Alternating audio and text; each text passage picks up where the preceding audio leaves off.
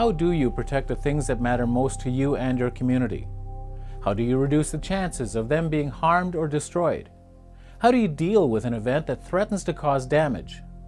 The answer is emergency management, because these are the goals of managing an emergency.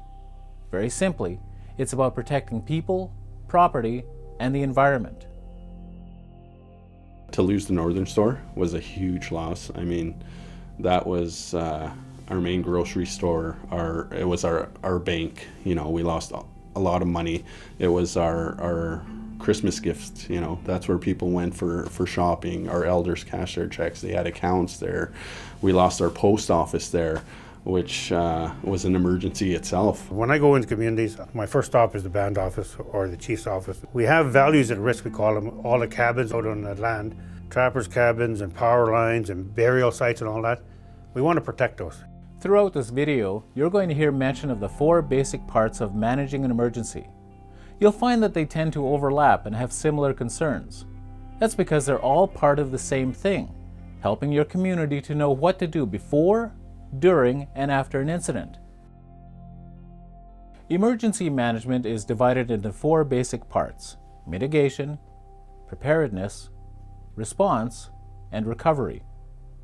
Let's start by taking a look at mitigation.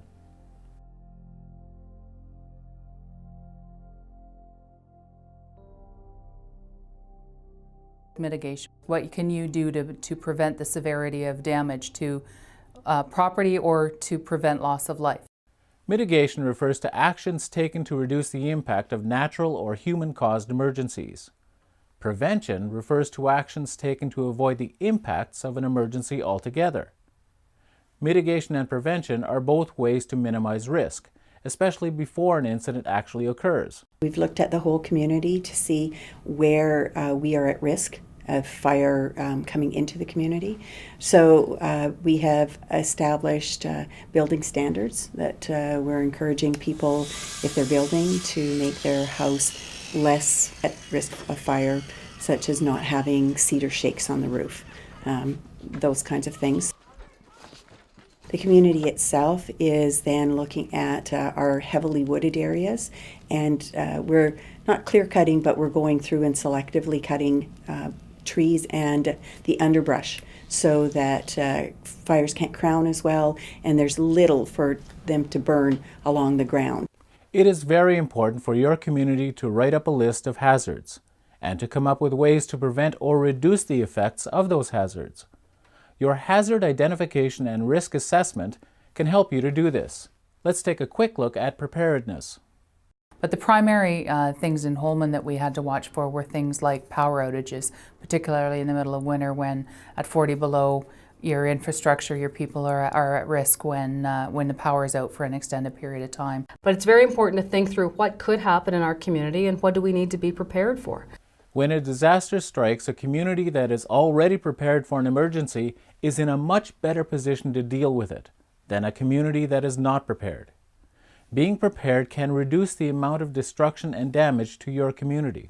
Every community has an emergency plan that they use in cases of floods, fires, etc. A big part of preparing for emergencies is having an emergency plan to help your community respond. A preparedness program involves developing policies, procedures, and plans for managing emergencies, and a validation program is really an ongoing process of practicing, evaluating, and improving activities to deal with emergencies. Being prepared means knowing what to do when an emergency happens and knowing how to deal with the effects or impacts that it can have on your community.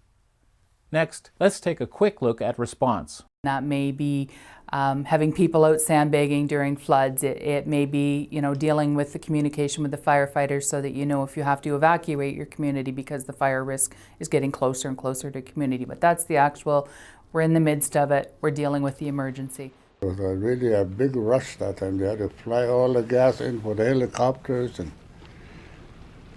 water bombers, everything came there, and that's how they saved Good Hope.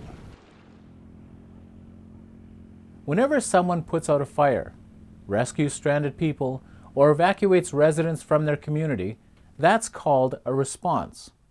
The people who carry it out, the first responders, are usually the ones who handle emergencies like firefighters, search and rescue, or the RCMP.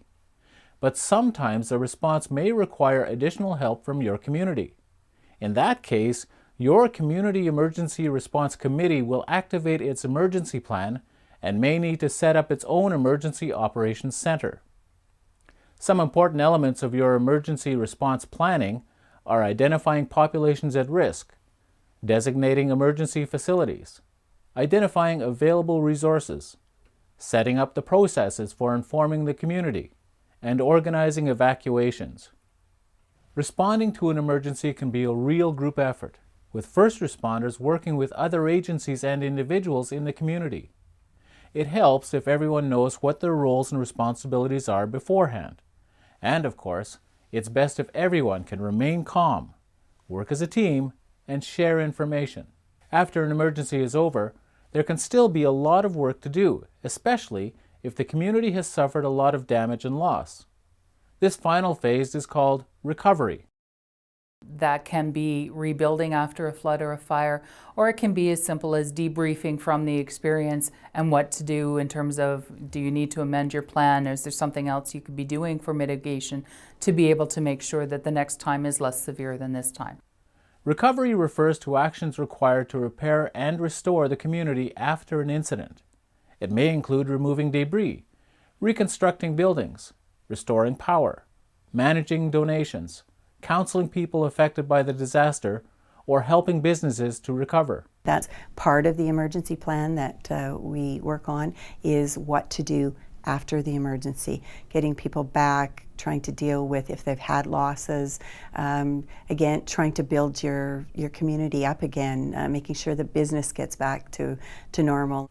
Your community will need to write a recovery plan, which will be the plan to restore the community and help it recover from the physical, social, and economic effects of the disaster. In summary, emergency management is a process designed to help communities by mitigating or reducing the risks and impacts of an emergency, creating a community emergency plan to prepare for an emergency, organizing an effective response, and afterwards, helping the community to recover.